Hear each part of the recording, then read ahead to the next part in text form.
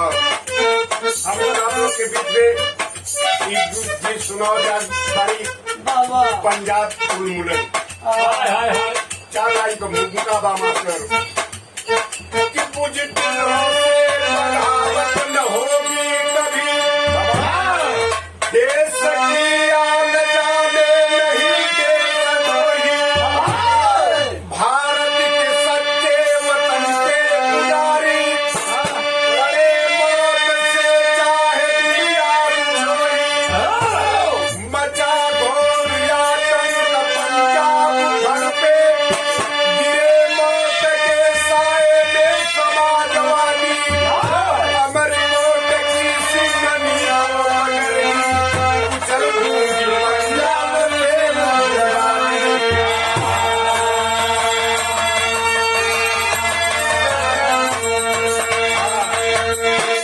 गौर करें जिस टाइम पंजाब का दो खंड करना चाहता था सतवंत सिंह उसी समय मेरे बाबूजी उग्रवादियों का सहारा लेके किया क्या गजल कवाली कि अगर दिल दिल से टकराता रहेगा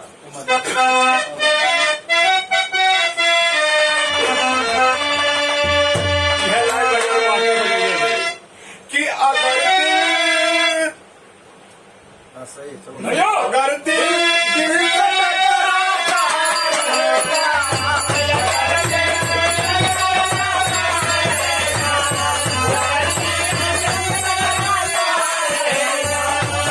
कि अगर दिल दिल से टकराता रहेगा अगर दिल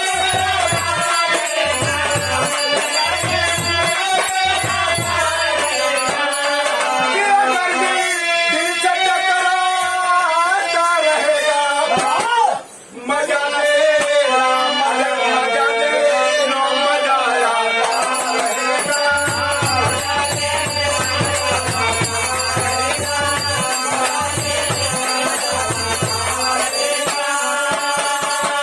लेकिन कभी का हमरे लेखनी बा ए से कहीं सुंदर बा का कि अगर बुझी दिल से घबराते रहोगे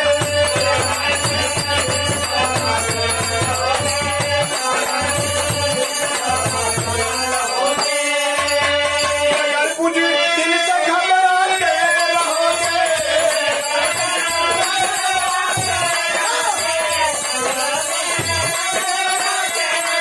तो अगर बुझी दिल से घबराते रहोगे नतीजा कि जिगर मर अरे जिगर मर पल के पछताने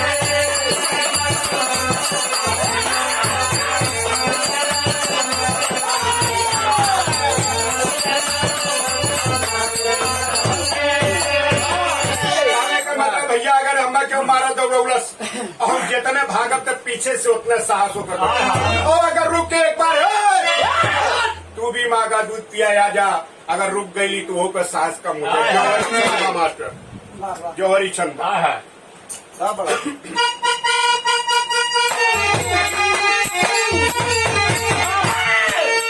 तो ये मेरे पाट में जानी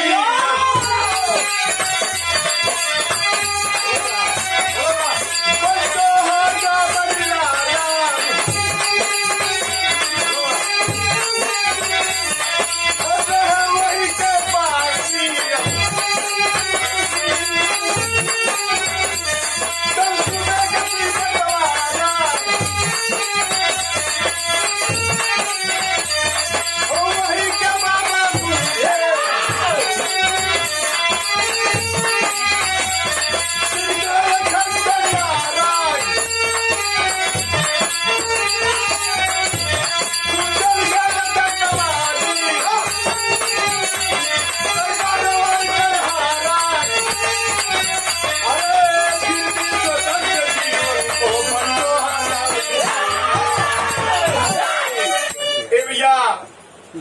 अमरकोट में एक गांव बलटोहा वाला वही जग का सुरेश सिंह बासी रहलन और वही जग का बाबा गुरकान रहलन की जिनका ये अखंड का ही नारा था पंजाब जो 2 टुकड़े में नहीं होगा। और जे उनसे शिक्षा ले तो उग्रवादी जो है तो ओकरे परिवार का सफाई कर यह कारण बा कि सुबेग सिंह और उग्रवादी में मुठभेड़ कर यहाँ एक लाइन तर्ज बात कर बसंत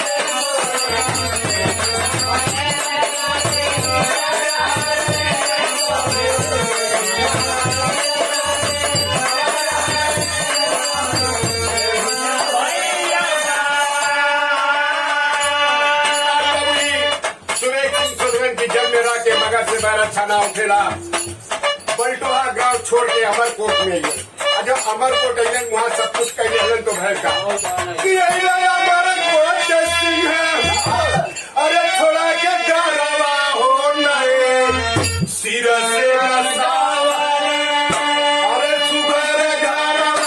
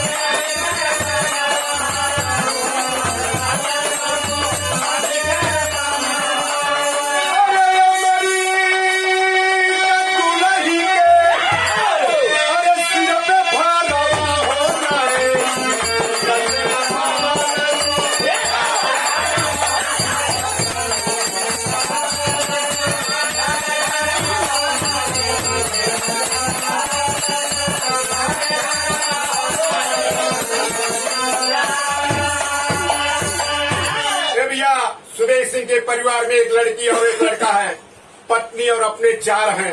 लेकिन जब अमरकोट में आके खेती बाड़ी घर द्वार सब कुछ बना ले हलन, फिर भी आतंक उग्रवादी के चैन ना बा लगावत रहलन कि सुबेग सिंह आखिर गया तो गया किधर गया। तो बात बाबू जी रात में आते हैं पता लगा के और टेलीफोन काट दिए, यहाँ तक बिजली का तार काट देहलन। जब अंधेरा भय तो जरूर है बोल जा तो बस वहीं से लाइन बात कि जो हल्का हल्का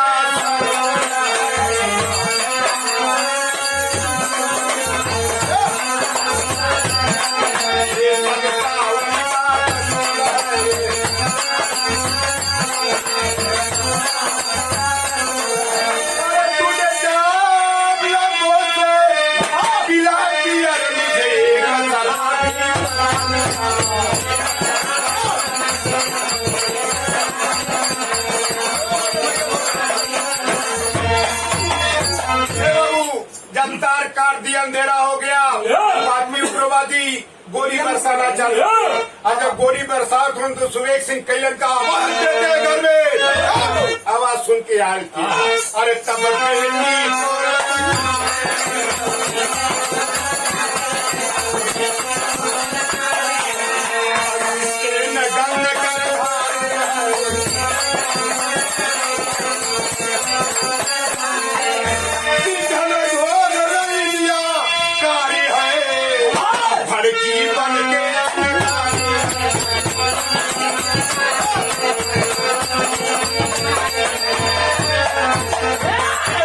बाबूजी लड़की लड़का स्टेन गन बाउचर लेकर के जौनबा की खिड़की से लगने गोली चलावे बाबा नतीजा निकल कि 6 उग्रवादी में 4 मार गई। लेकिन जब 4 मार गई 2 बचलन तो जाते जाते सुबेग सिंह से एक बात कहले वहाँ लाइक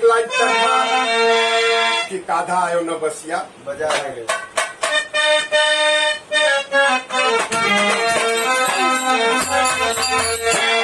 न हमरा जब मास्टर बजाओ तो मन अरे काधा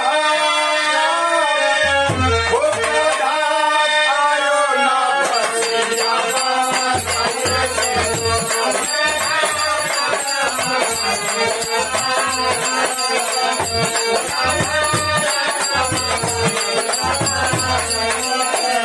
वाले बाबूजी उग्रवादी जाते जाते सुबेग सिंह को ऐलान कर दिए सुबेग सिंह मैं तुझे जिंदा नहीं छोड़ूंगा तो कहेंगा अरे बागी हे बागी दिलवा में भोला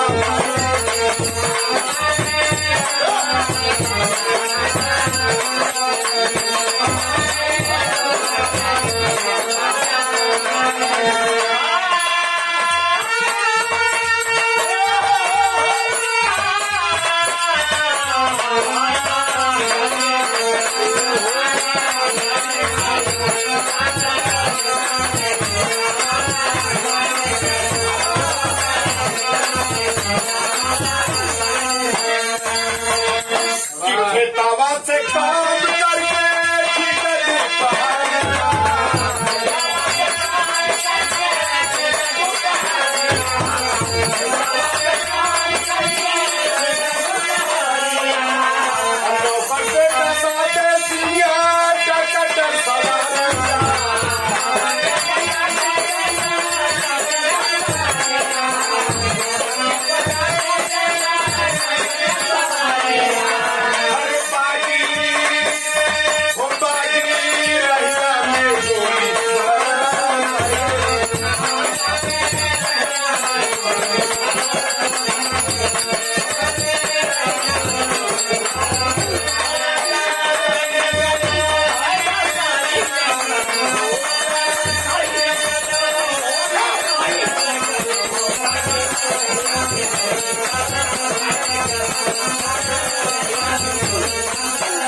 दोनों तरफ से गन्ना का खेत है बाबूजी बीच से रास्ता है उसी रास्ते से सुबेग सिंह नौकर और बेटा तीनों ट्रैक्टर पे बैठ के आवत रहलन मौका पाके पापी गन्ने में छिपे थे जब सामने आए लगे गोली बरसाने नतीजा निकल की सुबेग बेटा और नौकर तीनों मूर्छा संभरलन अंतिम में सुबेग सिंह को गोली लग जाती है आज जौने टाइम सुबेग सिंह की गोली लगल बा सुबेग सिंह गिरने और स्वर्गवास लड़का किसी तरह भाग के घर पे जाता है बहन को बताता है बहन आती है दौड़े हुए भैल का नजर लागे राजा तोरे बंगल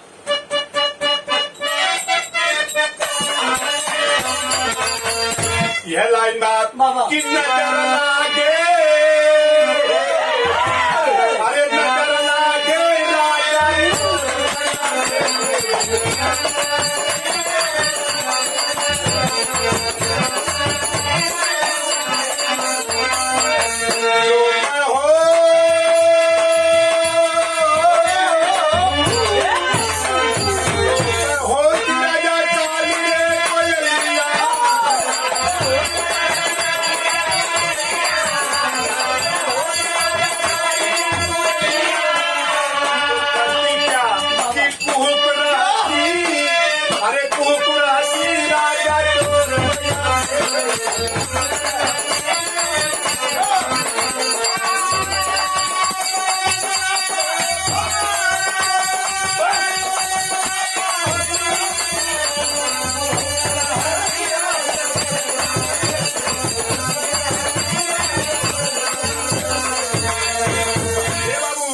लड़की दौड़ी हो जाती है स्टैंड गन लेकर के पिताजी के चरण में लपट के कह लगल यह कहल जब मास्टर बजल ने अरे बजरा डारे अरे बजरा डारे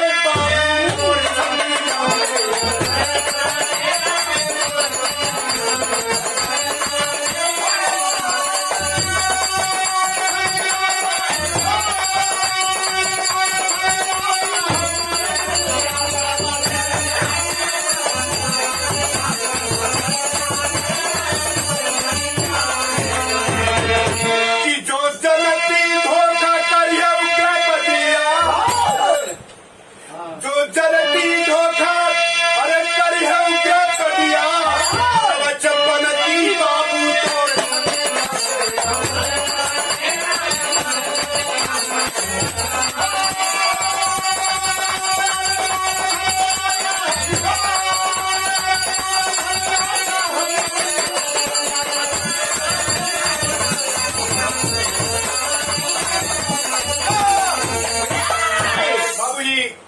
एक लाइन गुस्सा होके कहलस करे गद्दार, अगर ये बात मुझे पहले से मालूम हो तो करीब का कि जो चलती धोखा करिया उकरे बदिया, अरे जो चलती धोखा करिया उकरे बदिया, मरती बाबू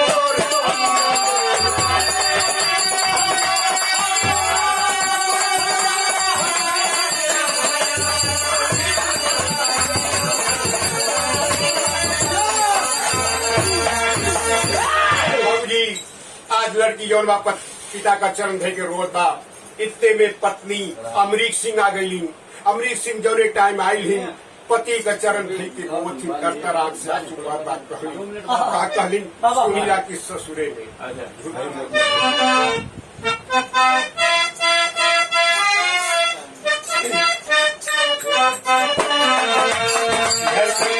जौन टाइम अमरीक सिंह अली पति के चरण से लिपट के कहत कि धई के चला लिया के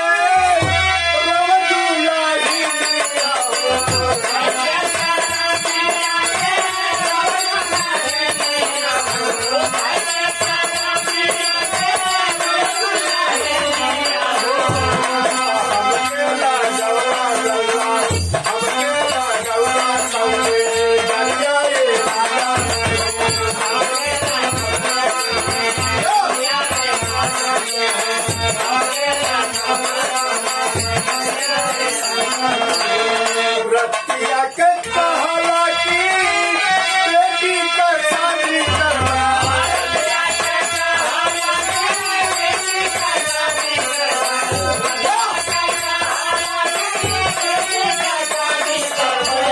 दियावा के शादी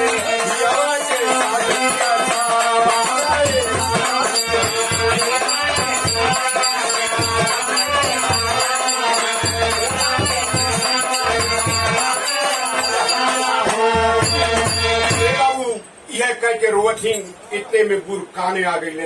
गुरकान जिस टाइम अलन सुबेग सिंह के लाश के संजीवित करते हुए अमरीक सिंह से दो बात कहलन। कहलन का यह तर्जबा कि माफ करना हुई मुझसे भूल,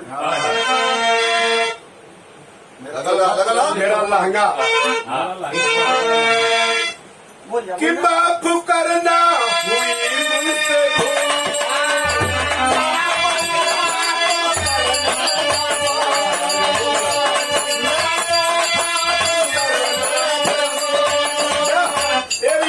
लड़की अपने प्रेम का प्रेमी से रिश्ता गई, कहानस के लिए मैंने कहा, लेकिन लिए का रिश्ता गई तो माफी मांगत हूँ कि मेरा तोहफा कर ले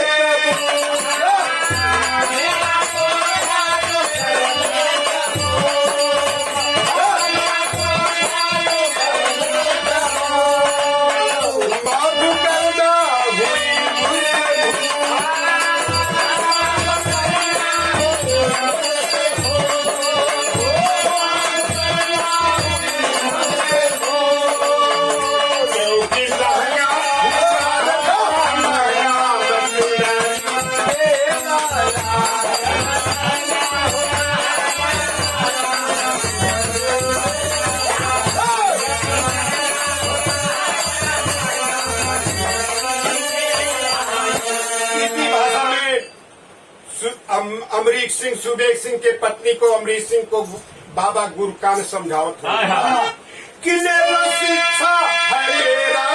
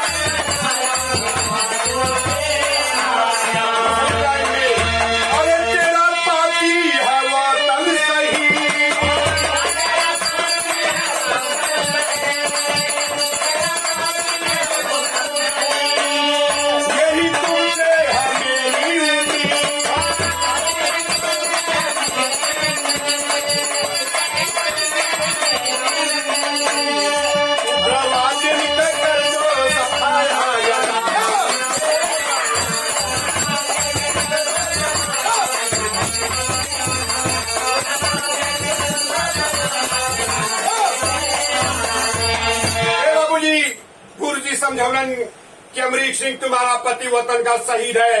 अरे जो काम को छोड़ के गया हो तुमको पूरा करना है। लेकिन का बाबूजी इतना सुन के लाश को जो है चिता पे सजा दी गई। वहाँ न कोई भाई पटदार कोई न आया उग्रवादी के डर से। लेकिन भाव टेरी कबा मास्टर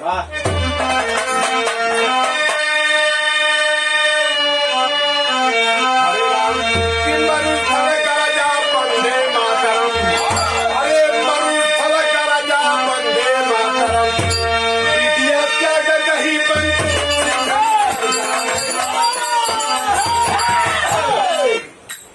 ये 10 रुपये का पुरस्कार हमारे गुरुजी के तरफ से मिलल बा। हमार श्री चरणों में कोट कोट सब प्रणाम हो। आशीर्वाद का प्रतीक्षा बा। वो टाइम चिता सजा दे दिया गया। शहीद पद के जौन बाबू 1500 गोली का देती है लेकिन चौपड़ा बा मास्टर। अरे शहीद पद को दिया सलामी। करजी 1500 गोली है।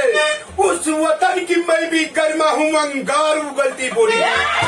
कि जिस वतन है तू लाखों सुरमा खूनों की खेली होली है। उस वतन की मैं भी गरिमा हूँ अंगार उगलते बोली। बाबूजी 50 रुपए का पुरस्कार हमें समाजवादी पार्टी के तरफ से मिलल बा। सुरेश भाई इन्हें हमार प्रणाम बा। आशीर्वाद का प्रतीक्षा बा।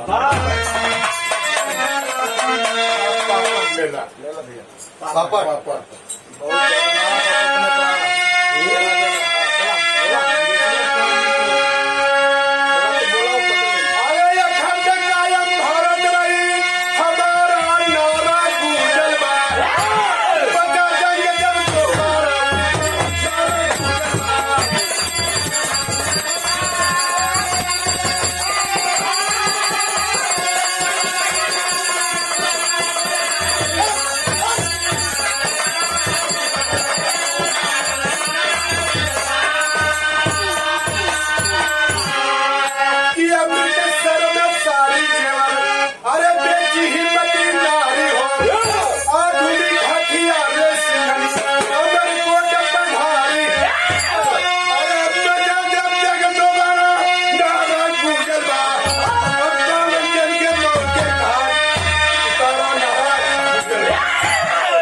बाबूजी वो टाइम जितनी जेवर थी सब बेच करके एक 56 एक 44 47 हथियार लेके आई।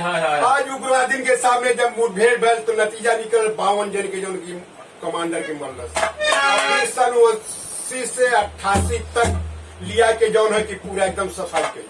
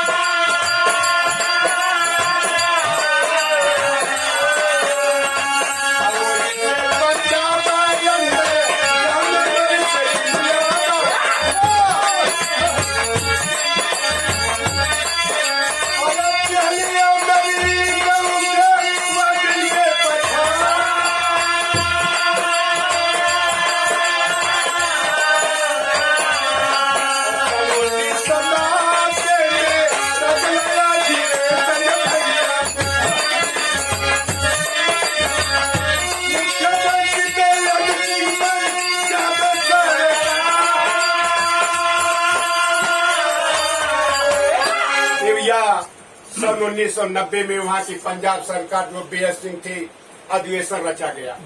उस अधिवेशन में मीटिंग लगी हुई है। सब लोग बैठे हुए। अमरीक सिंह बैठी है।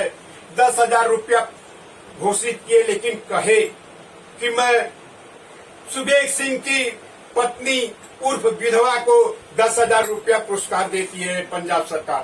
इतनी बात सुन के सुबेग सिंह की पत्नी अमरीक सिंह खड़ी होकर आवाज दी है कहरीन का